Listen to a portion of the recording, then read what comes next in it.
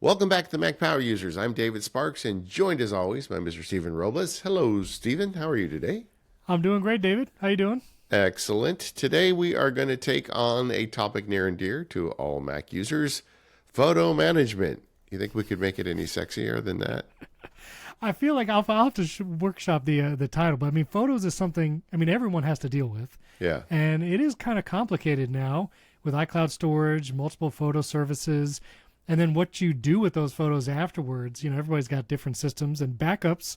I'm excited for us to get to our backup section, David, because I have some good news for you. I think Oh, you do? That's good. That's good. Because, Yeah. I've been watching carefully. I felt like the eye of Sauron just Yeah, there you go. watching Yeah, all my right. backup Yeah. situation. Well, it is. And today we're not going to talk about shooting pictures. That's really a whole nother show. And, there's a lot of great ways you can take advantage of the phone apps and different shooting techniques. But today we just want to talk about photo management because there really is a whole show in it with the way things have evolved. And I'm really looking forward to kind of digging deep and getting nerdy about the ways to manage your photos. That's right. And I'm going to shout out Aperture right now. I hope Apple brings it back one day. I was at Aperture. I was at Macworld one year, and I was an instructor that year. I was one of the lecturers, and I was in the speaker room, and there's a guy named Derek Story. I don't know if you know who he is, but he was a very popular kind of videographer, photographer who used to teach a lot of Mac stuff. And he was going to teach, I think, like a 2-day seminar on Aperture. And the first day of I'm sorry, not Dub, the first day of Macworld, Derek comes in with this like grief-stricken look on his face. They had redone the entire app. I don't know if you remember when Aperture went from kind of good to like something completely different to nothing. Yes. Well, the day it went to something different, he was supposed to teach. He had 2 days worth of training, and the app basically didn't exist anymore. And he had to go. I just remember the look on that guy's face thinking, oh man, that's not going to be fun. I guess. That would be heartbreaking. Oh, Yeah. Lord. It's like, okay, everybody, let's just open up this new app and figure it out together. It's a little communal learning, yeah. But I'll talk a little bit more about because we're going to get into our history a little bit. But I still have a lot of nostalgia for it, and I don't know if I have a great replacement for it still today. I use Pixelmator Pro. Now it's part of Creator Studio. It's an Apple app, and it's very good, but it's still not Aperture or even a Lightroom alternative. I think that I think photographers would agree. Yeah. Aperture scratched a unique itch at the time. Yeah. So how far back does yours go? Yeah, let's talk about a little bit about photo history before we start talking about it. I actually, because of this show, I went back and looked and found the first picture I ever took with a digital camera. And it's a picture of my wife and my little girl at the time. She's 1 year old, and or less than one. Now she's a grown-up high school teacher, just to give you some perspective. And my wife is so pretty. I'm so lucky. And that's the first picture I ever took with a digital photograph. Also, of note that cabinet behind it, I built that for my wife as a wedding gift because she likes to collect Disney watches. So, boy, it really brought me back looking at that picture. We'll put it in the show notes so you can check it out. And so you think, what camera was that on? Some sort of Sony. I remember the memory stick was like the size of a stick of gum.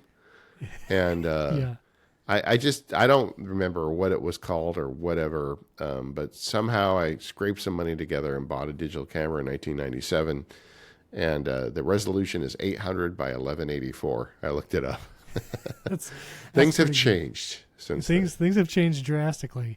Yeah. I will share. I found some of my earliest photos. This was one of the first ones I took because I got a digital camera in December 2004 for Christmas. That was like my first personal digital camera. It was a Fujifilm 3.2 megapixel, and I thought I was very artsy when I received that camera. And so I went outside and put my trumpet in the snow because I was in New York at the time, and I was like, I'm going to take some moody photos of my trumpet. And I used that Fujifilm for years. It was that digital camera, and so I have my trumpet photo. I also put a couple photos that I have of my wife and I from college, all taken with the same camera down in the show notes. But I loved it.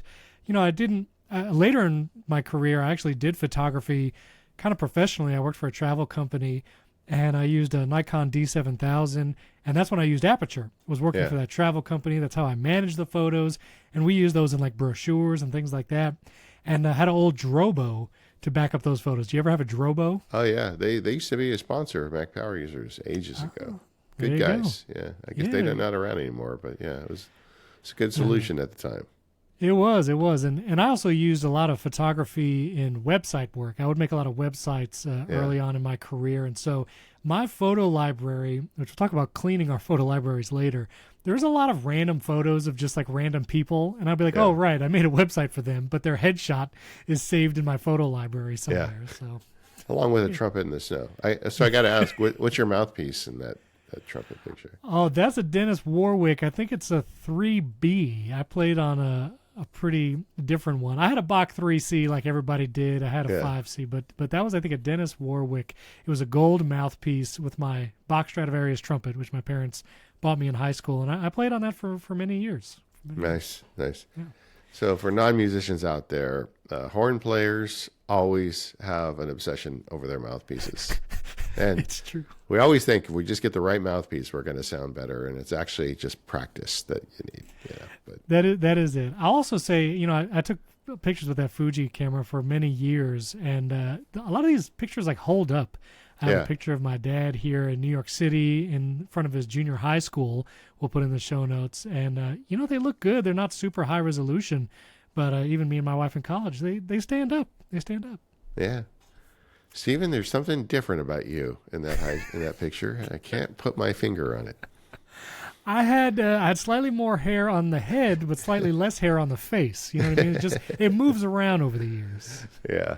But I grew up a photo nerd. I used to go at church. We had like a dark room, and I would go and develop black and white. Somewhere along the line, I got, in the 80s, it was an antiquated Canon EOS or something with a stock lens, and I would shoot black and white film on it. And I used to really be into it as a kid. And so I've got history with photography, but I totally got the idea of digital photos. I mean, my parents were funny because, we didn't have a lot of money. And when they died, I went through all their stuff. And it was very clear to me that they bought 2 rolls of film a year. They bought a roll at Christmas that they shot, and we'd have, 12 or 24 pictures from Christmas of the ones that came out. Back then you'd take a picture, you'd had no idea if it's any good. And then they'd get another roll that they would shoot through the year. So there'd be you'd get one picture on your birthday, and that was it, because there were 4 of us, and they had to make sure everybody got their birthday picture. And, that's half your roll right there, That's it. And it's funny. I remember when I was a kid, going to JCPenney to take family photos was like a thing. And it's funny, now it's like a meme. Sometimes there'll be young guys will go or young friends, and they'll go to JCPenney for the fun photos. But that's not a thing much anymore. Yeah. I don't need that. But the digital cameras, I got it because you saw the results right away. And I think for learning photography in a lot of ways, and I know the new thing is to get film cameras and to get off digital, but honestly, to learn as a photographer, the best way to do that is take pictures and get feedback loops going. And when you got to pay to develop every picture, that's kind of hard. And this makes a lot of sense anyway. So I was early in it, and I've had a collection of digital cameras over the years. And as a result, like you, I've got a lot of pictures. We should get our total photo number in a moment, too. I have to look up, but because I have photos, too, and we're going to talk about scanning and saving photos from different sources as well. But I have lots of scans. One of the things you have to do as you get older is help family members and friends with kind of preparing celebration of life or memorial type services. Yeah. And so there are big chunks in my photo library where it's like a couple hundred photos of a friend's family member or something similar. But my total, it seems like, I think is 51,108 photos and about 5,700 videos. That's my total count right now. 5,700 videos. That's a lot of videos. Well, I take a lot on the phone now that I, make videos. All right. So I've got 57,000 photos and 3,000 videos. Pretty close. We're pretty close, both in that 50-something thousand. Yeah. So where do you take photos now? We still both have professional cameras now, not digital like Fuji cameras, but where do you take photos now? Largely on my iPhone. that's my camera. I have a nice Sony camera that I use, like I'm on it right now, if you're watching the YouTube. And this is what I use all my video production stuff. It's really a video camera that's mounted in the studio. Occasionally, someone in the family is graduating or wants like a really nice portrait, and I've got a portrait lens for it, so I can, dismount it and go take pictures. But I do that 2 or 3 times a year. This camera largely stays locked. I was thinking coming into the show, when's the last time I took a fancy camera on vacation? And as near as I can tell, I think it was 8 or 9 years ago, the last time I did that. Because, the iPhone camera, there's just so much to like about it. Everything's geotagged, it fits in your pocket. They take pretty good pictures now. So, it's kind of hard to make the case to bring all that weight and frankly, that expense. I always worry it's going to get a lens cracked or something. Yeah. Yeah, it's been I don't know if I ever actually took a big camera on vacation. Sometimes for a big event, my kids have like a dance recital or something. Yeah. I might do that, but it honestly has been a long time. I do have a Sony A7C II, which is not as high end as like the A7 IV that I use for all my video stuff, but I wanted a second camera for B-roll and photos if I want to make a thumbnail. And so when it comes like iPhone season, I'll use that camera to film B-roll and then take a couple still photos for thumbnails afterwards. But that's pretty much the only occasion I have to do that. Even when I'm now at my kid's dance recital, a lot of times I want to get as close as I can and record a video. And to try and do that with a mirrorless, like I'm not bringing a tripod and all that stuff to the recital. And so the telephoto lens on iPhone, just putting it into video mode, it actually looks incredible. And that's usually what I end up just doing.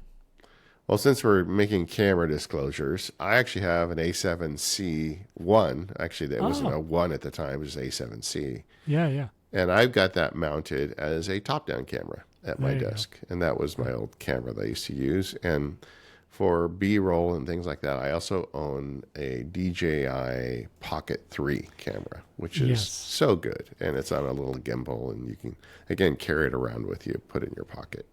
Same. I have an Osmo Pocket 3. I use it anytime I travel. I used it at WWDC last year and CES earlier this year. Yeah. I actually have somebody getting me a Pocket 4 from not in the country because you can't get them in the U.S. right now. Yeah, that's kind of the funny thing. They made a new camera and you can't buy it here.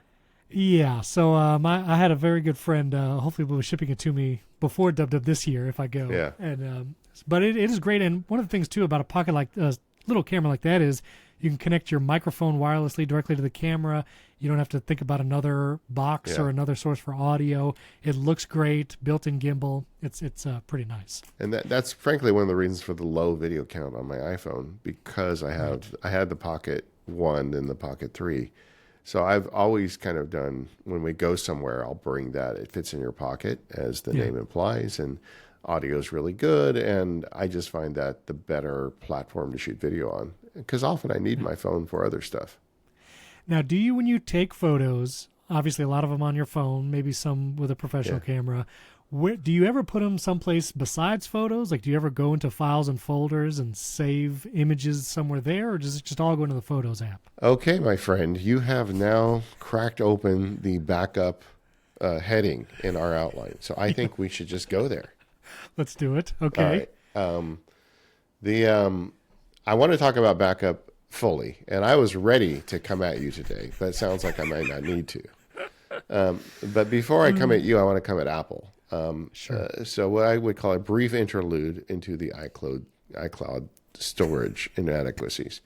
So as we all know, Apple gives you 5 gigabytes for free of storage when you have an iCloud account. So spacious. Yeah, I looked it up. That was announced on June 6, 2011. Sheesh. That was at WWDC. Steve Jobs announced it. That is going to hit the 15-year anniversary in WWDC next month. So we're going to hit the 15-year anniversary of 5 gigabytes of free storage. So they have not improved it. They have not increased it in 15 years, which, I mean, in tech world is like 100 years, right? That's true. I looked it up. The Beatles, they have had the 5 gigabyte tier longer than the Beatles were together, longer than the entire Moonshot program, longer than the entire history of the Harry Potter books, or the entire run of Friends. So all of that stuff would have happened between the time they've announced it and now. And that's is wild. Every time that comes up on the show, longtime listeners know I'm going to bang on about this, but in my head, it used to be, Tim Cook listened to us in the gym, right? I'm pretty sure he listens to every episode in the gym. Right. He's never told me that, but I just kind of feel it. I assume. I feel like when he passed the baton to John Turnus, he said, John, you got to listen to this. And if you look at that guy's biceps, he goes to the gym too. It is so true. I'm thinking he's probably listening to it. Now, John, you're about to take over. If you want to really make us all feel good, add a 0 to that 5. Just make it 50. At least. And I think another interesting point. So the iPhone that was out at the time was the iPhone 4. Yeah. That was introduced in 2010, about 8 months before that dub. Yeah. And the base storage of the iPhone 4 was 8 gigabytes. Yeah. And so just keep that in mind. It was 5 gigs of iCloud storage for an 8 gigabyte phone, which you could probably back up that phone to iCloud without buying more storage at the time. Yeah. But now the lowest storage you can get is 256 gigabytes. Yeah. And that is not commensurate. That has not raised commensurate with the iCloud storage. Yeah, it's just, and also just the principle of you're going to charge me $1,000+ for an iPhone and it's not going to back up photos. I mean, there are just so many horror stories. Making this show for the last, many years, I have heard from so many listeners that lost photos. And it's just and I'm sure the Mac Power users lose less photos than the typical users do. And Apple should just solve this problem and say, if you buy one of our $1,000 phones, your photos are backed up. That's it. You don't need to buy anything extra. You don't need to pay for iCloud. There's plenty of reasons to pay for iCloud separate from photo storage. And I think Apple can definitely afford to allow us to just back up our photos. And I think it would be a great selling point for the phone. But I still have a lot of friends and family too who will run into my phone's out of storage. Yeah. I bought iCloud, but I still can't take another photo. And there's still a disconnect and a lack of education. Just helping regular, and it's probably not Mac Power user listeners, but maybe you have friends and family that have experienced this. They're like, I bought 200 gigs of iCloud storage and my phone is still full. And we understand the problem there, but it's not immediately evident to just regular users. Yeah. And even the problem is that things fail quietly. You're taking pictures. Let's say you do see the picture on your phone, but you don't have iCloud connected right, or you don't have enough storage. So you assume that it's backed up, and then your phone falls into a lake, and you get a new phone, and you realize that all your pictures at the bottom of the lake. And it doesn't really let you know. And people listening, just go to settings and look at your storage, and you'll see that photos are the big, that's the big culprit in terms of your storage consumption and video consumption. And, I just recommend people pay it. It kind of annoys me that people have to pay it when they buy these expensive phones, but I do wish Apple would solve the problem. Yeah, and maybe still just make it more clear what people are buying or why to buy it, because when you see the little settings badge, the red badge to say, you need iCloud, buy iCloud storage, it's I don't even know if people understand, this will save your photos. I feel like that part needs to be bigger or louder. Yeah.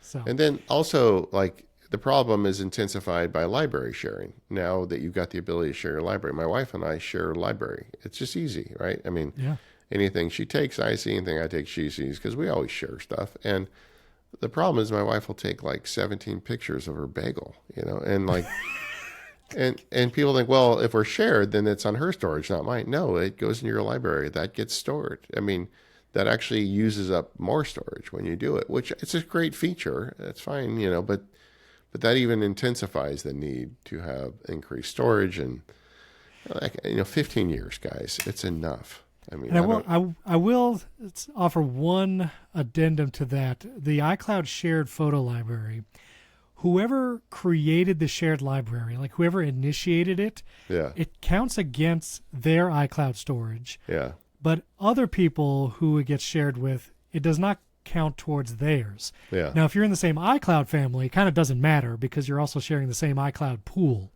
So you're in your wife's situation and my wife's situation, I'm paying for the same iCloud storage. But if you did have a case where you shared a photo library with a friend or family member who was not in your iCloud family, like the 6 people that can share like an Apple One subscription, it wouldn't count towards their iCloud storage. But if you share with your family, like you're most likely to do, it counts against your pool.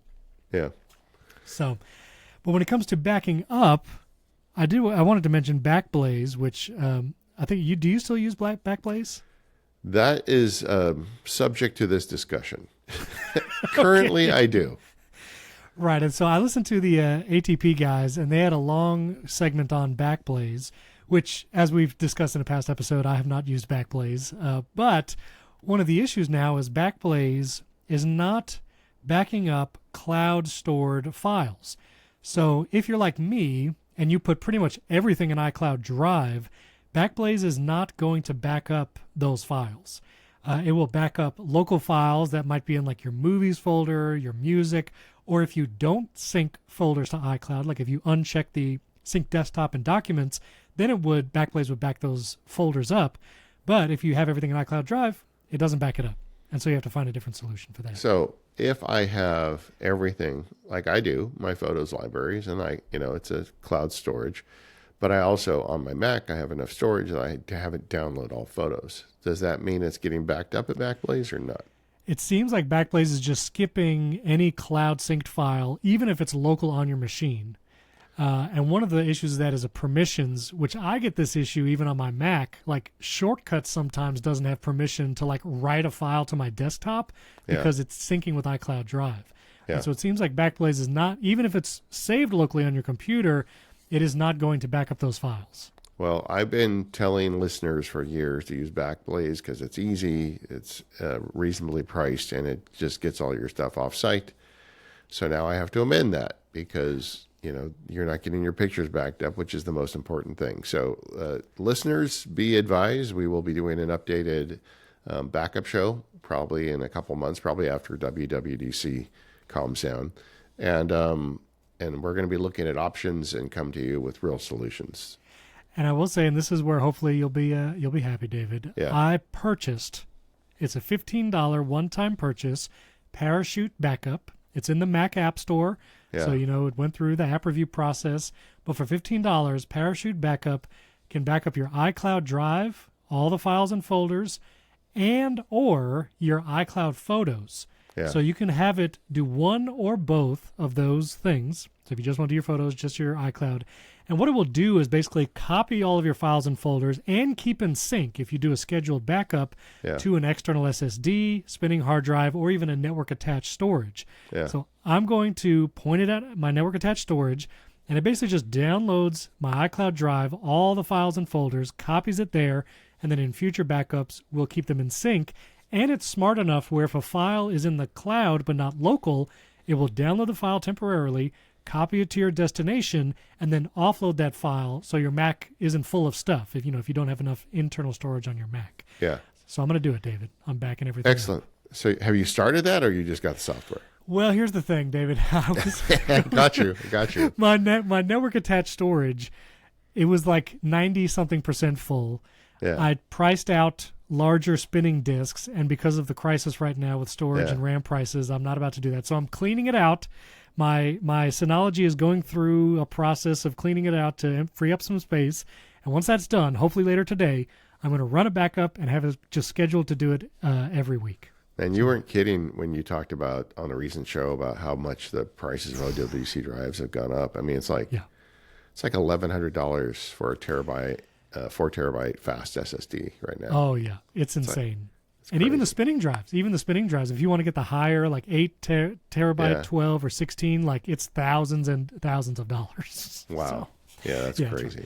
But do you have any other backup methods besides like that local backup storage? Yeah, so many, Steve. But we're gonna brag about it, David. All right? I'm not gonna. Well, let's just say my pictures are in many places, and we'll do a full backup show. I don't want to go down the whole rabbit hole now. Yeah. We'll never get out. But the But this news about Backblaze is very concerning to me, and I'm going to look into it. And when we do the revised show, I'm going to be looking for an offsite solution for people. I mean, one of the best offsite solutions, frankly, is a family member. Just get an extra spinning drive, archive everything. Get 2 of them, really, is what you should do. And then just like every time you see your sister or whatever, just swap it out and say, okay, here, and they keep it out of their house. So if someone breaks into your house, or if your house catches on fire, there's at least an offsite. That's an easy one. But I really like the idea of a service like Backblaze, where it's like out of the state and just saved somewhere else. So we'll see. But I have a lot to talk about in that. I'm glad you're doing that, Stephen. Another app to take a look at is SuperDuper and Carbon Copy Cloner. Those are also apps that allow you to kind of mirror and keep up to date offsite. But if you've got one you like, go with it. Do you also sync them to another service like Google Photos or Amazon or anything? I have not in the past because I had Backblaze, but that is something I'm going to have to look at. I mean, I recently switched over to Google, and man, you guys are having a great time emailing me about that. Thanks, everybody, for pointing out what a sellout I am for going to Google. But I have a Google Workspace account, so I've got a bunch of Google Drive space that I don't use for anything. So I might look into that. I'm gonna link a post in our forum. This is actually from Hobby Collector and the talk.macpowerusers.com, but they actually emailed Backblaze directly to ask about this iCloud storage, and I'll just link that to read Backblaze's response. But it seems like, as I stated before, it is not happening. Even if a file is local, it's not going to get backed up. Yeah. Don't you hate it when you rely on something and it just flakes on you? Yes, I do, and that's why I'm backing up now, David. Yeah. But I also will say I've been doing this for a while. I used to back up my iCloud photos to Dropbox by having just the Dropbox app on my iPhone sync. Yeah. I've since moved away from that just because Dropbox didn't have a great photo viewer and I didn't use the management features.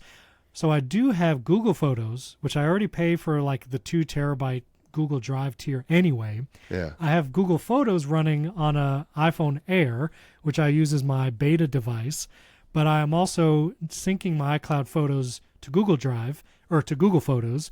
And this way, if I ever want to try out an Android phone or use some of the new Gemini AI features for photos, all my photos are in Google Photos. And they even have some interesting sync features now where it will sync your favorites. So favorite photos that you favorite on your iPhone, it will sync as favorite photos to Google Photos. And so they're doing a lot better at keeping things in sync, keeping edits, and uploading the full quality versions of photos. And so that's something that I've done for a while, and I'm going to keep doing. And I'm going to have to go down a whole rabbit hole about the best way to get my photos copied to Google Photos. And I don't know, but how did you do it before I start? I just install the Google Photos app on this iPhone. I give it full access to everything. And let it go. I keep the screen on, because it will upload faster and won't quit. And I don't like leaving a phone screen on for a day or 2. But for this process, I just let it do it. I went to the settings, display, never auto lock, keep the Google Photos app open on my iPhone, and I just let it upload everything, and they're backed up. Okay. So winding back from this, the primary way I access my library is on my Mac Studio. It's got a nice big drive on it, and I have all of my photos marked to be downloaded at all times. That's one of the advantages of giving Apple extra money for storage, is you don't have to keep your photos in the cloud. And I find that fantastic. The photos are always there, always when I need them. That said, my wife's laptop, she has them cloud stored, because she doesn't have enough space, and that works fine as well. I know people listening will be using both camps, but if you have the available storage, I strongly recommend just download them all. It just makes working with them so much easier.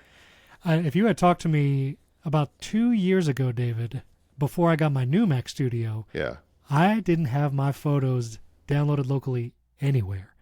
Every Mac, every iPhone, every iPad, it was optimized for storage, and there was no single place where my entire photo library was local. But that did change when I got my newer Mac Studio. I got a huge SSD, and so like you, my Mac Studio houses my entire photo library, and that will be backed up soon as well. Okay, so we both shared the fact that we have a lot of photos. One of the ways to do library and photo management, I think, is pruning. What's the best way to do that? Going back to the old days with my parents, when we had 24 pictures to shoot each year, Now that's not the case. People shoot 24 pictures of a single pose. Because of the digital cameras, it's so easy to keep mashing that button. And that's great, right? It gives you a lot of options to choose from. You can find the actual picture where the kids were looking at the camera and smiling, and I get it. But at the same time, keeping all that stuff really leads to bloat in your library. What are the best ways, Stephen, to get some of that cruft out of there? Well, you have some apps that I'll leave you to feature, because for me, I do it with shortcuts, if you know me. And Sure. there are a couple of recent ones that I've written, and I will link these shortcuts down in the show notes. One is for screenshots, which in later versions of iOS and in iOS 26, you can hide screenshots from your library view in the Photos app, which is fine, but I actually don't want them there at all. Like, I want to delete my screenshots because I take a lot of screenshots because I share them on social media. And so I have a shortcut where it will delete the last 30 days of screenshots completely. But before it does that, it saves them all to a folder in my iCloud drive. And so I now have a folder just called screenshots in my iCloud drive. And with Claude Cowork, I can always search that folder for anything that might be in those screenshots. Yeah. And so if I need to look for something, I'll just ask Claude Cowork. I've even asked it to just go through and rename all those files periodically. And so I remove my screenshots that way. And then the other thing that takes up a lot of storage in my photo library is long videos. I might use my iPhone to record a 10-minute video. Like at CES, I use my phone a lot. Yeah. And so I have another shortcut that can identify videos longer than 10 minutes, and it moves them all to an album. And then I can look at that album and see if there's any videos I want to keep, any I want to get rid of, and then I can make the decision what to do there. And what's funny is the first time I ran that, the album actually pulled one of my longest videos on my iPhone, which was my very first YouTube video. I filmed my very first YouTube video back in 2020 during the pandemic with my iPhone. It's like 20 minutes long. It was all about screen time. If you go to my YouTube channel and sort by oldest, it's still there. That was an iPhone video. But I didn't delete it. I want to keep that one. So that's going to stay in iCloud. Yeah. As people who make content like we do, get a lot of extra pictures and screenshots and things like that. But even just for folks who aren't doing that, you do get a lot of bloat. My primary method, frankly, is just pruning them manually. I am constantly in the Photos app. I really like looking at the pictures. One of my favorite things is every couple days is I take pictures from the last few days and I copy them over to day one. The journaling app has a really cool feature where when you import a photo, it inherits the timestamp from that photo. So like if we go out to dinner and I take a picture of the family, I can drag that into day one and it creates an entry for that exact time. And then I can write why that was a fun event. And so I'm always pulling things out of Photos for that. And, I have a lot of reasons to open Photos. And anytime I see like a photo shoot, I'm holding up air quotes, where, we went to dinner and we took like 6 or 7 pictures of ourselves and we only needed one, I will actually prune it right there and just get rid of the other 6. And I think that's fine. I'm not a professional photographer. I know a lot of people always want to have the picture. What was it? The famous picture with Clinton and Lewinsky where somebody had it in the background and he made all that money off of it. That's not me. I'm just taking pictures of my family and my wife's taking pictures of her bagels. We don't need a lot of them. So I go and prune it manually. But if you've got a lot of old pictures and you haven't been doing that, there's actually some good apps out there. I think my favorite is Gemini, which is the same guys who make SetApp. I forget the name of the company, but it's a Ukrainian developer, and same people who make Clean My Mac X. What's the name of that developer, Steven? You remember that? MacPaw. Yeah, exactly. They've got an algorithmic and AI kind of tool called Gemini that you can point at your library, and it will do a good job of finding similar images. It'll try and recommend the best one to keep. And you can make it automated or you can make it manual. So you've got a lot of control over that. And I think that's an excellent app. That's where I would start if you're looking to clean out cruft in your library. If you have PowerPhotos, which is another nice photo management app, there are some tools in there for that. But for this job, I think Gemini is probably the winner.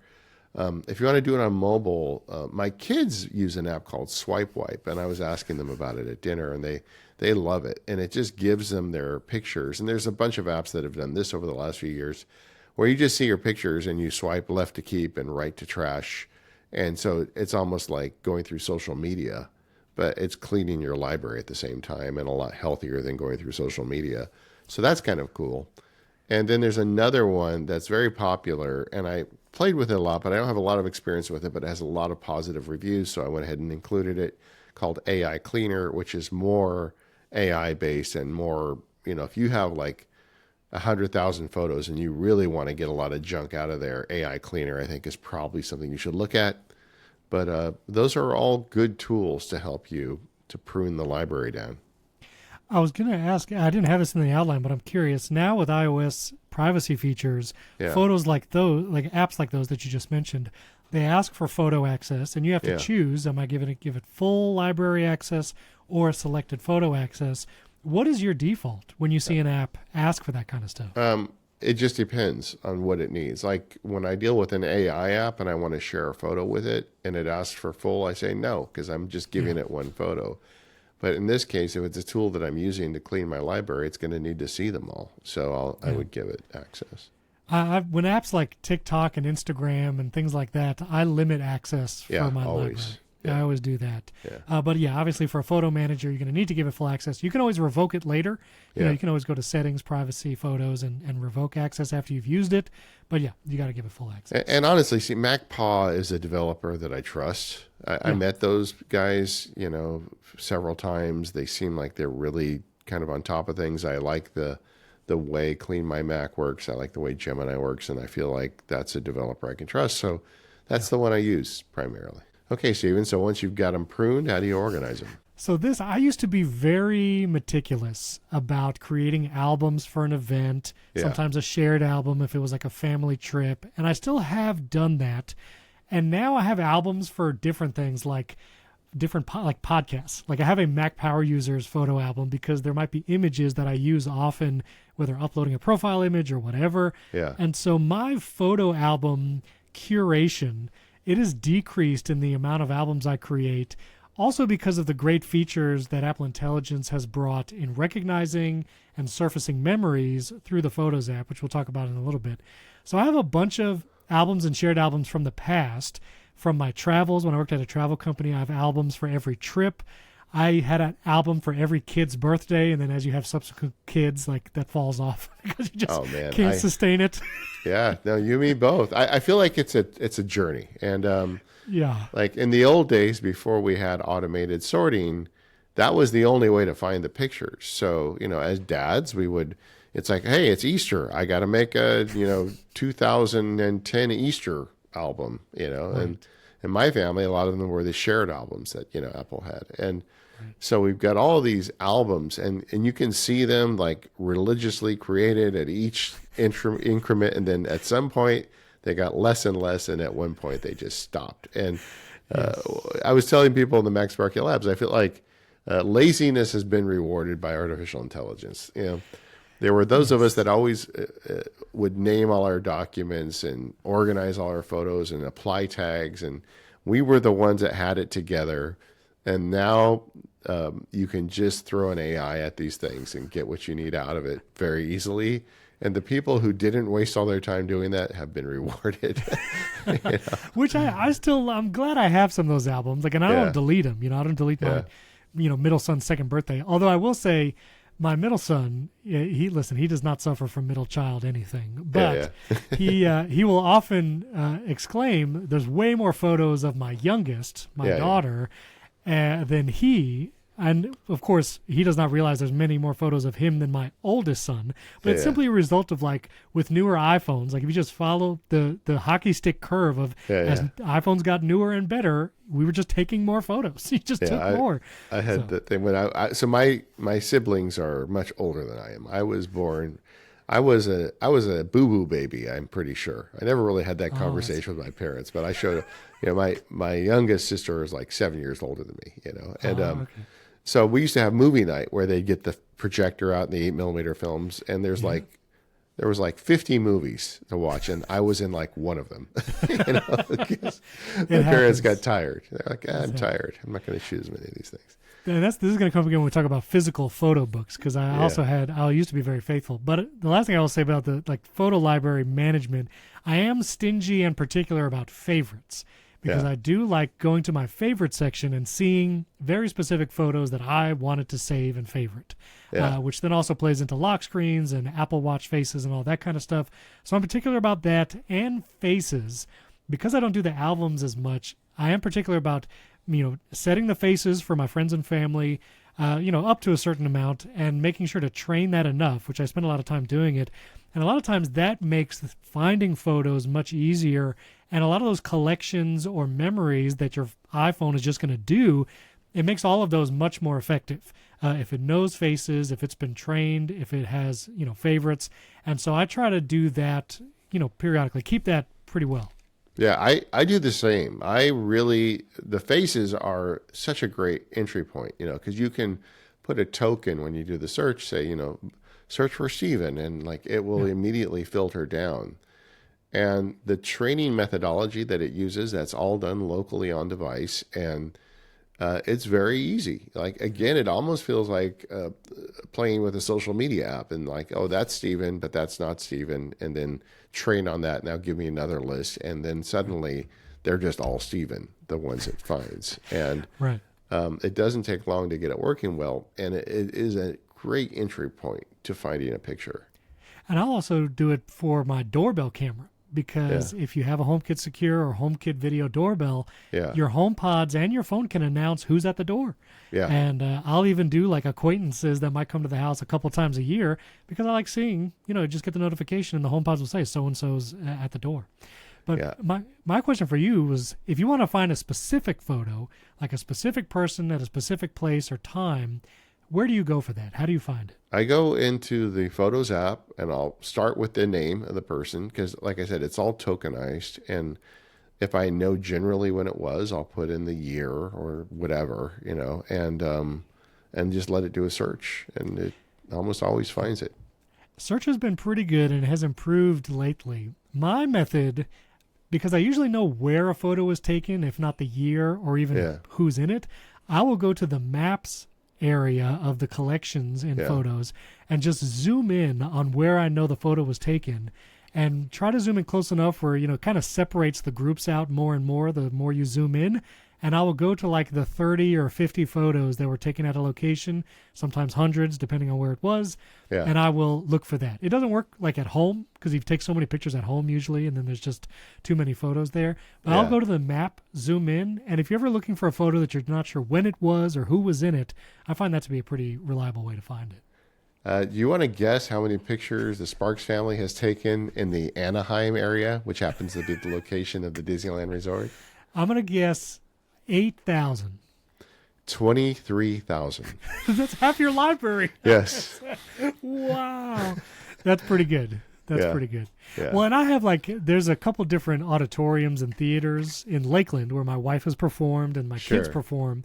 And so I do have hundreds in a couple pockets in some cities. Yeah. And that interaction is really great in the app. You can zoom in and it will get more granular as you zoom in. And that's another great vector to go in and find a photo. And that's why tagging and folders and stuff is harder to justify at this point, because it's just so easy to go in and find it. And we're going to talk later about that Apple Intelligence gallery feature, and this stuff is just only getting better.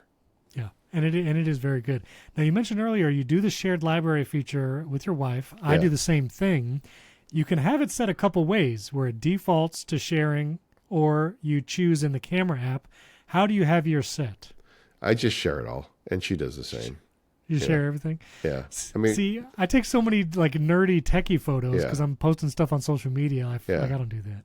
Well, my wife is involved with the card making group at her church, and so sometimes I'll get a drop of 50 pictures of a color palette or something. Nice. So I should really probably scale that back, but I don't know. It's nice. Kind of going back to my day one thing that I like to do. Right. My wife is much better about taking a picture at a family dinner than I am. And so like having her photos in there allows me to grab those and timestamp the day one entry. And so I really like having it, and I don't mind. See, I've not been one to journal until the Apple Journal app. Sure. And once that came out, I actually use that and really enjoy how it does the photos, videos, and locations. Like, it'll even do so much a thing where if there was a podcast you were listening to and you were at a park and you took a photo, like, it will just put all of that together in an entry, and then you can just write a few words about it. The only thing about the Journal app is there's a maximum number of photos and videos, and it won't let you attach long videos because there's like a storage issue or some kind of maximum. So that's an unfortunate part. But if you at least tag one photo from the event, then you can jump to that photo in your all photos library and then see the ones that were taken around it. Yeah. Well, one day I'm going to talk to you about journaling soon, because that's another great show topic. I'm just getting on the backup tip, so we'll get there next. Exactly. Let's get you backed up first. Yes. Yeah, do that. Okay, I want to go down a little side path here on artificial intelligence and photo metadata. I mean, Apple Intelligence has got tools for that. Maybe in June they'll get even better. But I did some experimentation kind of for today's show, just because I've got a big honkin' Claude account, where I took exported photos and tried to have it work on those for me.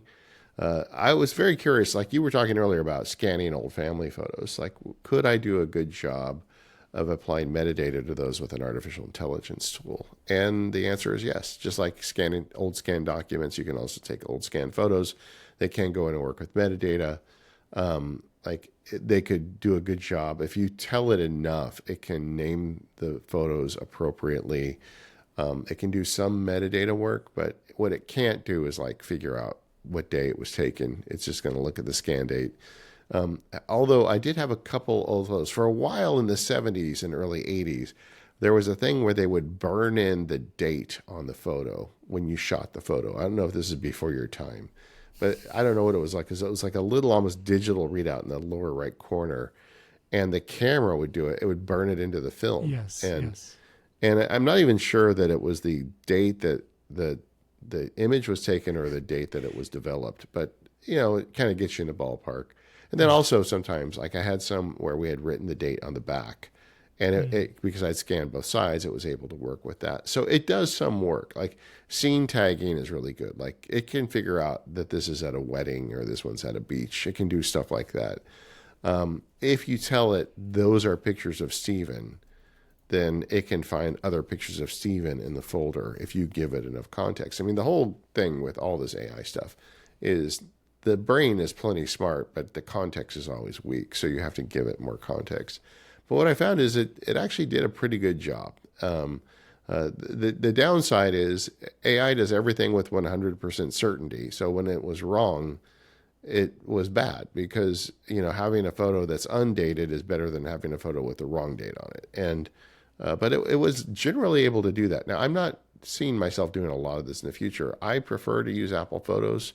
And this is a thing where I'm kind of sitting on Apple Intelligence and hoping at some point it will be able to help me manage all those old family scans in the library. But it is a solution that you could go with now if you're willing to round trip your photos. Yeah, and I've been using Apple Intelligence through shortcuts to do a number of things with photos. I mentioned, I think on last week's episode with Jason Snell, I'll take pictures of physical book pages that I'm reading. This way I can summarize and search that later through a shortcut. I do that. Speaking of Claude, though, one of the things I do every week for Primary Technology, I do a bunch of chapter art, and I like those to be perfectly square because that's how most podcast apps will display them. And so now I've gotten to the point where I'll save a bunch of images from online, put them in a folder, and then just tell Claude, hey, crop all these images to a perfect square and focus on the subject, if any, like a face or something. And it does it. And it does it perfectly. And I get all the images perfectly square. And so, it can not only recognize and rename images and files, but even manipulate them, like you were saying, like cropping them and stuff like that. Yeah, when you look at the stuff Adobe's doing, it's really clear. And I don't really want to go down editing today because we've got enough here. But it used to require, as they would say, a particular set of skills to do a good job editing photos. And I think the tools already exist for normal folk to just give it an image and say, edit this to make it look nice. Kind of like the enhance button on steroids that we have on the iPhone. Yeah. And like using Adobe tools and Pixelmator as well, you can now really improve an image without really knowing what you're doing. For sure. And one other thing before we get too far, for searching, live text, which was introduced a long time ago from Apple, the ability to like search the text that are in photos, also works for videos if you weren't aware. And so if you took a 2-minute video of a place and there's any kind of text in that video in any frame, you can search your photo library and it will pull that up. And I've done that sometimes for phone numbers, sometimes if I'm trying to remember a restaurant that we went to or a phone number, but even like recovery keys and serial numbers.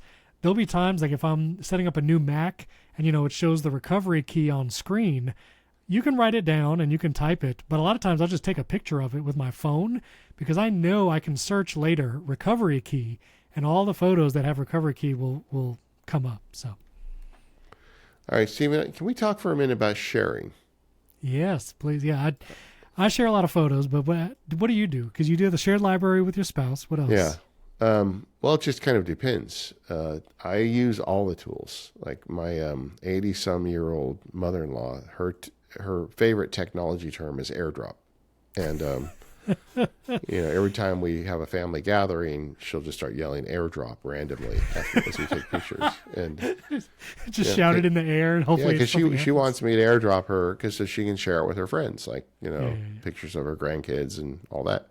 But airdrop plays a role with her. And what is the over-under on airdrop's reliability for you? It's been solid. It has been solid. But I also have opened up the window wider than I probably should. I think I've got it set. Any friend can airdrop me. And I don't have it to anybody in the world, but any friend can. And anybody in my contacts database. And it generally works. I mean, I can't think of the last time it failed on me. How about you? I struggle with it sometimes. My mom's phone specifically, because that's who I'm usually airdropping to. Yeah. Like we're at a recital, I want to airdrop her photos. Yeah. She won't show up in the airdrop menu, and I'll even try the head-to-head iPhone, like how you would do name drop. Yeah. But if you have the share sheet open, it should just airdrop whatever's on the share sheet, even if it's photos. And it will do like the glowy thing, and both tops of the iPhones will do it. But it won't. Sometimes it just won't do it, and so I don't know if it's her phone specifically or what. See, and I just did the thing where you bump phones together on Mother's Day as we record this a few days ago, and worked fine. I mean, so okay. All right. Yeah. I don't know. They also started a new if you want to airdrop to everyone, there's now a 6-digit PIN code that's required. So if someone's not in your contacts and you do airdrop for everyone, you'll see a 6-digit PIN code show up on your device, and you'll have to give it to the other person so they can airdrop it to you. And that's a new iOS 26 like security feature. But when you get the photos, so we share them, we airdrop them. Where do you use or how do you use photos widely? On our Apple Watch episode, I talked about I actually use an Apple Watch face, and I like it. Actually rotates. It's my weekend watch face. Yeah. It will scroll through photos of my kids and my wife in black and white. And it's been a great place to kind of relive photos and see them. And if I haven't thought about them, do you use them anywhere, like wallpapers, lock screen, anything? Not particularly. I'm not good at that. I was just looking at all my wallpapers. They're all boring. I should probably get more colorful with my wallpapers, but I don't put them there. Like, because I really enjoy, like, every few days I'm in day one updating, and I look at the photos and reflect on them and write about them. And that's probably the most interaction I do with the photos. But we also have them on the Apple TV, and when we have family events, we just have them there. And when my kids are at my house, when we're all together, a frequent thing we'll do is just sit on the couch and share pictures to the TV and just kind of talk about it. Like, we're getting ready to go on vacation next month, and we went to this place before, so we were putting up the pictures of the last few times we went there, and just, I don't know, it's a very common thing for us to share them with each other, but I don't keep them like on my lock screen. I don't do it on my phone, but I do it on my watch. And the other thing I do is with the photos, the stock photos widget on iPhone, there's not a great way to just show a single photo. You can either choose like favorites or featured, and then it will rotate automatically, or you can choose an album, and then it will kind of rotate through that album. You can create an album with just a single photo, but if you like your photo organization clean, like we do, that you're not usually inclined to do that. Yeah. So I do want to shout out Widgetsmith, the great app by _David Smith, maker of Pedometer++. But the Widgetsmith app, I use this on a couple home screens, namely my evening and weekend home screens, so I can have a single photo on the home screen in a widget that never changes. It's a photo of my family. I have it in the top of a widget stack, and it's just the easiest way to just have a single photo static on a home screen without trying to hack the album feature and the built-in photo widget. And so for that reason alone, I use Widgetsmith for some of that. But I will say, in favor of the photo widget, it does a great job of finding good photos. Like it does. I don't know what it's doing, but it finds photos that look good, and I'll usually have some emotional pull for me. It does. It's very good at that. And to your point earlier, saying like sharing photos on the TV, one of the things we've been in the habit of, like if we have a birthday or it's Mother's Day or Father's Day, sometimes you get to that point in the day where it's like, what do we do now? Is it board game time? Is it, do we just leave? And in those moments, we've been trying to intentionally open the Photos app. Again, the Photos app has been really good at like detecting if it's a day, whether it's a birthday in your family and then that birthday is in your contact cards, or if it's a special holiday like Mother's Day, Father's Day. And we've just been playing those moments, I think, or the memories that the Photos app calls it, on the Apple TV. And it is a great thing just to do when you have family around in like the, probably a few times a year you're doing it, whether it's holidays or whatever. And so, yeah, like Dave was saying, I would encourage you, just throw them up on the Apple TV, pick a memory that it's doing, or now you can prompt it. You can say, make a memory featuring these people on these days or whatever, and just enjoy your photos that way. It's a good way to do it. Yeah, and that's kind of what we do too. Same thing. And and whoever's there, it's always fun to find old picture, 20-year-old picture of who's there, and they enjoy it as well. It's a very common thing we do around here. You mentioned the Apple Intelligence feature, and I just want to call that out. Like, we've been giving Apple Intelligence a hard time, but this is one of the really great implementations of it, in my opinion, where you just open it up, you shout out a few words, and it makes a great album. It is good. And I also say, Apple Intelligence aside, like I still use the make a slideshow feature in Photos. And again, this goes back to like creating a memorial service for somebody, or like a graduation or end of the year celebration for school. When I want to just take a bunch of photos, have it make a slideshow that's 7 minutes and time it to music, the built-in create a slideshow feature is still great at that, just using the built-in Photos app. And one feature I do miss, David, we used to, as a family, every year print out a photo book of the year's photos. We have a collection, I think we did it 6 or 7 years in a row. And then once we had our third child, it was just over. And we didn't do any since. And it was no longer built into the Photos app, which then created a consternation of like, where do we go or how do we do this? And we have not done a photo book in a very long time. But I really cherish those books and wish we had kept it up. Yeah, I actually want to go back and do that. Kind of all this like parallels with day one for me, but day one also has the ability to print books from your journals. And like, I want to go back and like recreate some of those when I have a little more time, because I have the pictures and, still got my marbles. I can put this together, and I think that needs to be done. For the slideshow, I want to call out an app. This is for old time MPU listeners. I used to talk about this app like 15 years ago, but PhotoMagico. It still exists. I haven't used it in years, but they have version 6 now. And that is a great slideshow app. For a lot of family members, I'm always the one putting together the slideshow for the memorial or the wedding or whatever. And I used to use that app exclusively for it, and it is outstanding. I have honestly never heard of this app, David. It gives you a lot more control than you get with the Apple app. You're going to have to pay for it, but it is great. And the trick is, when you do a wedding, the bride and groom give you all the pictures, you put it together.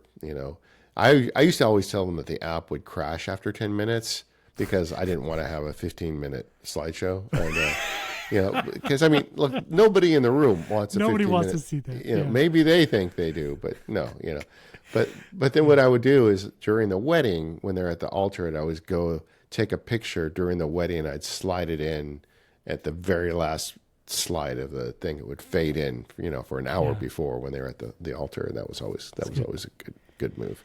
Do But you yeah, ever- FotoMagico, man, thumbs up. That's I haven't used it in years, but I bet it's just as great as it used to be. I knew the developer at one point, and those guys were really serious about making this a good app. That's cool. Now, do you ever print out single prints? And this is something around the holidays we try to think what to get, like mothers and mothers-in-laws, dad, Yeah. whatever. Like we try to print out photos sometimes. I'll typically go to like a Canvas print random website, and this is not a great print quality, but sometimes I'll just go to Walgreens because it's the fastest and just do that. Do you ever print out photos? Yeah, we do that frequently. We'll send like the last quarter's worth of winners out, and then we'll get them and we're not doing it expensively. We get the duplicates, and then we can give the duplicates to the appropriate people. Yeah. And we do that often. And that is credit to my wife. She's the one who always manages that. So the next piece of this, Stephen, is what about those old pictures? We mentioned them once already. We've all got a bunch of pictures pre-digital era, and we've all got boxes of these around, and what's the best way to get those into the system? I have been working on this, so I've got some recommendations. The first one is if you just got like one or two pictures you want to capture, and I think everybody listening should probably download this app, Google PhotoScan. I tried like 10 of these apps, and the Google one wins. The way it works is it puts 4 dots around the image, so you move the camera around, and you're actually getting various angles of the picture, and it effectively removes any glare. Because a lot of times those old pictures have a very shiny gloss to them. It's hard to get a good capture of it with your phone. But Google PhotoScan, you should just have it on your phone. If you're at a family member's house and they've got a good old picture you want to capture, you just whip out your phone, move it around the picture a little bit, and you get a good image of it. So I think that's an easy one. Photo scanning is the bigger question. What if you've got a box of them and you want to get them scanned?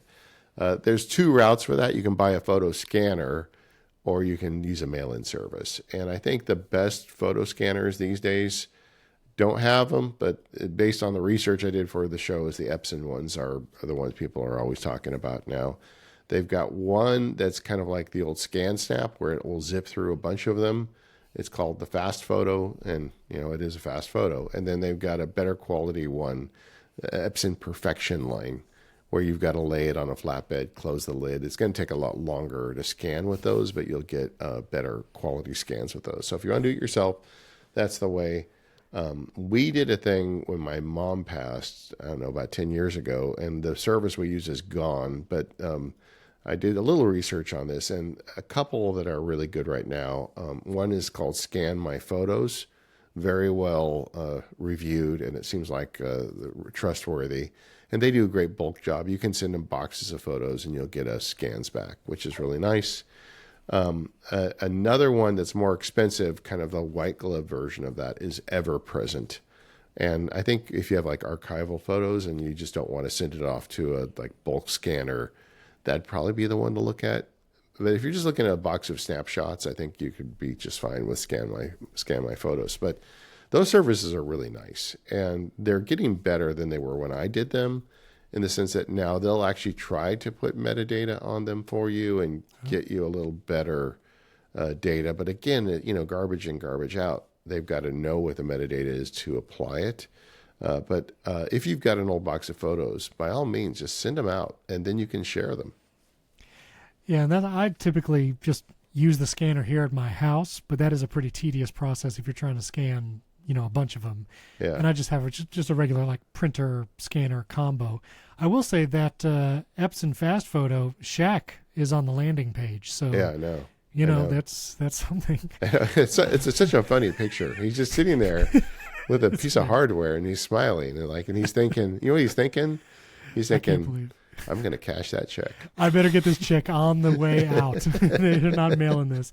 One thing I'll mention too, in addition to photos, I know my dad, he used to record literally dozens of 8mm tapes on his camcorders. So it runs in the family. I know where you get it. It runs in the family. Yeah. He used to document everything.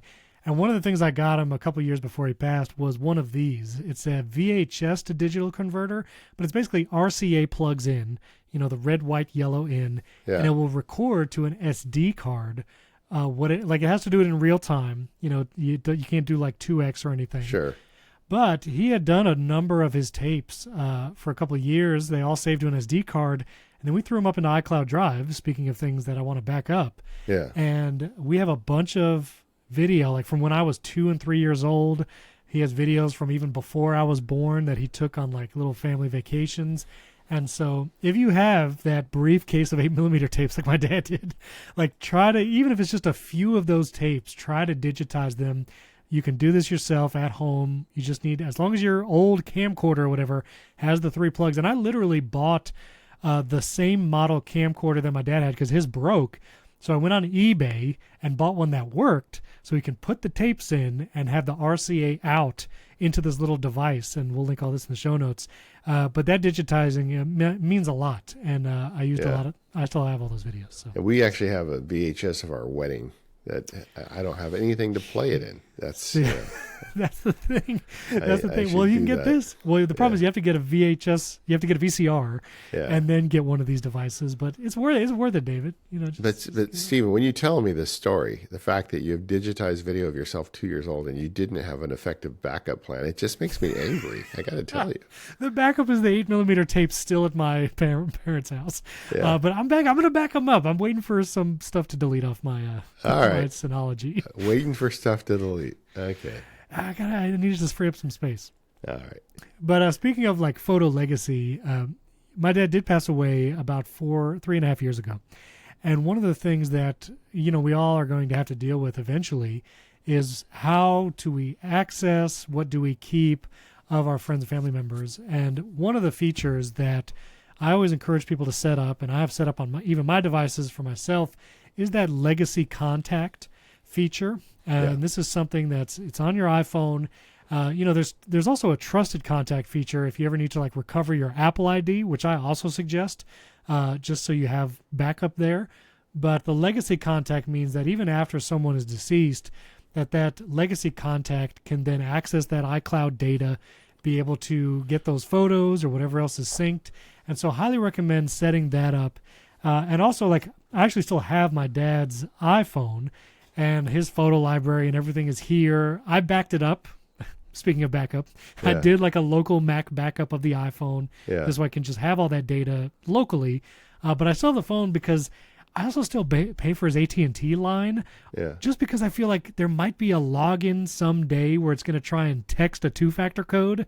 Yeah. And like my dad was not good with passwords. He had like an Apple Note. Yeah. And he wouldn't write down the full password. He would write down this like code to help him remember the like password. Reverse the 2 letters or something. Yeah. And it's like this cryptographic note is not going to help me at all if I ever need to get into an account. So I still pay for his line just in case. And I don't know when I'll stop doing that. But Well, I feel like Apple Digital Legacy Contact kind of came in under the radar. And a lot of people, there'll be people listening to this have never heard of it. But basically, you can go into it and say, look, if the bus with my number on it comes down the street, it gives access to my data to other people. Right. And it's not just one person. You can make it for multiple people. So I think you should do it. And as the people who do my productivity field guide hear me say often, none of us are getting out of this alive. It doesn't matter if you're listening to this and you're 15 or 95, you should set this up. You never know, right? And it makes it really easy for your survivors to get your data, which, they are going to want your photos. I mean, more than anything. And that needs to be handled. And, you can have multiple contacts. It's just not your photos. They get your notes, your mail, your contacts, your calendars, your iCloud Drive files, voice memos, and health data. It gets a bunch of stuff, Of course, because of commerce, they don't get your movies and purchase music. That dies with you, gay. wow, that is so cool. What a turn! Yeah, I know, right? My dad's Earth, Wind, and Fire album, I gotta rebuy that. Yeah, you gotta go get that I again, gotta man. rebuy it. That's wild. Yeah, but I look, just go set it up and write it down right now. Pause the podcast, but honestly, everybody should set this up. And it's something that you really need to think about. 1Password, our sponsor, they have 1Password Family's emergency access. They've got a similar feature, and I think that's really key because with Apple, they don't give you access to the keychain as part of that deceased family member account. So if you're using 1Password, set that up as well. The other thing I did is, frankly, in my wife's 1Password account, I put David's 1Password password in her 1Password account. Yes. So Yes. she can go see it, and she knows it's there. I've shown her how to get around it. Again, this is fodder for another show, but my last point on this would be, if you're a nerd listening to this, find a fellow nerd that you can say, hey, if something happens to me, will you show her around this stuff, and find someone to help her out. But yeah, the photos element of this is probably the most important, and you can go a long way towards helping out your descendants if you just turn on Apple Digital Legacy Contact. It takes 10 minutes. Absolutely. I also print out my 1Password like emergency access sheet and put that in the safe, which 1Password lets you do. But you have had this link in this Notion document. I need to make sure we hit it because I don't know what it is. It just says Swedish death cleaning. Yeah. What in the world, dude? This lady wrote this book about Swedish death cleaning. In Sweden, they have a practice as you get older that you clean out your garbage and the stuff of your life. And the idea is when you die, your kids don't have to clean up all your mess.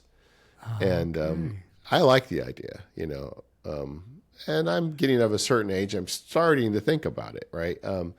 But I think that also applies to your digital mess. So, like, why not clean out your digital files? So if you pass and they need to get to something, they can actually find what they need and not have to look through 100,000 photos or whatever.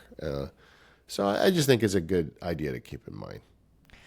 Wow, the gentle art of Swedish death cleaning. Yeah. I've never such a gentle yet ominous title. Well, a lot of cultures have a practice of that nature where as you get older, you slim down your stuff. And I think it's really good. Yeah, and especially I think, hopefully I'm a long way away, but I do think there's so much in my brain that I just know where things are. And if someone were to have to figure that all out, I'm not sure I've left a good map. And so I do need to try and figure out how to put that into writing or words or something where it would be translatable to someone who needs to follow along. So when it comes to photo libraries, one library or multiple libraries? For me, one. I think simple is better. Same. I don't mess around with multiple libraries. Yeah. Although, for what you used to do professionally, I could see you having multiples. That would make sense. And I definitely did. For my travel company, I kept that separate than mine, which also created an issue because I had Aperture and a library there, and I never migrated those. So it's on that Drobo that I don't know if it works anymore. But I have the final photos, the good ones in my photo library. But, all right. File format, HEIF or HEIF or JPEG? I'm a HEIF by default. Yeah, me too. I just HEIF. Although I find it annoying when I deal with a website that doesn't read HEIF files. I have a quick action that just converts it to JPEG. So you right click on it, hit quick action, you're good. Yeah. I find myself using that more often than I'd like to. I do the same thing for WebP and HEIF and HEIC, where if I drag any of those file formats on my desktop, Hazel runs a script and it just converted to a JPEG. Yeah. Live photos? Do you do live photos? Yeah, not as much as I used to. I like to have it turned on when I'm around kids, because kids say the darndest things. Yeah, but I don't use it as much as I used to. But I think it's nice. How about you? I keep it on by default. Again, I don't typically go back and look at the live aspect of the photo, but every once in a while it's nice. And we do go to the beach, being in Florida semi-often, and a live photo as a wallpaper, which you can actually see the motion on the lock screen, is pretty nice. I like that. And have you played with that feature? I know we're not talking about editing, but where you can loop live photos and do cool features with them, forward, backward, and all that stuff. I've done the long exposures. Yeah, that's nice. Which is fun. Waterfall, long exposure. Yeah, waterfall, 4th of July, I'll try to do some long exposures or whatever. Yeah. And those can be fun. And honestly, my kids are better at it than I am, because I'll take a live photo and I'm like, how do I make this a thing again? And my kid's like, oh, Daddy, I go to this. I was like, all right, you guys are pros. So back up outside of Apple, I'm using Google Photos, and right now you're not. Backblaze really, and then mini backups. many backups outside of Apple. But but I think I'm going to be switching over to Google Photos too. Yeah. Mine right now has an hour and 46 minutes left, and then all my photos will be backed up to a Google Photos. And is this something that you put in here, the one Apple setting you wish you'd flip years ago? I might have put that in there. I've been working on this for a while. I don't remember. Oh, okay. But I do like have some settings on capture that I like. Like I put the grid on, the 2x3 grid, just to remind me when I'm taking a picture to frame it properly. Like that's not on by default, and I wish I had put that on. Interesting. Yeah, I don't do the grid. Do you have a photographic style set, by the way? No, I don't. I do a photographic style, like Austin Mann, photographer. I think he's been a guest on this show in the past too. Yeah. He has a photographic style that he uses, which makes photos just slightly more warm than the default. And so I just do his settings and I just leave it like that. That's a good idea. It's a good idea. Should look at that. We got to get Austin back here. Well, thanks for listening, everyone. We're the Mac Power Users. You can find us at relay.fm/MPU. Go there for feedback and membership. We'd love to have you join the More Power Users community, where we have been doing those bonus episodes. We just dropped one on HomeKit, where we shared on screen some of the stuff we're doing with HomeKit. Stephen gave me some more tips as I've been digging deeper and improving my HomeKit. And I have a tale of woe with my failed HomeKit that I had to nuke and pave. But that was a great episode, so check that out if you're a More Power user. If not, go check it out once again at relay.fm/MPU. Thank you to our sponsors today, 1Password and Ecamm. Today, for the More Power User segment, I'm going to be talking about how I rebuilt the family tree in 30 minutes on Mother's Day with AI. It's a great story, and we'll see you next time.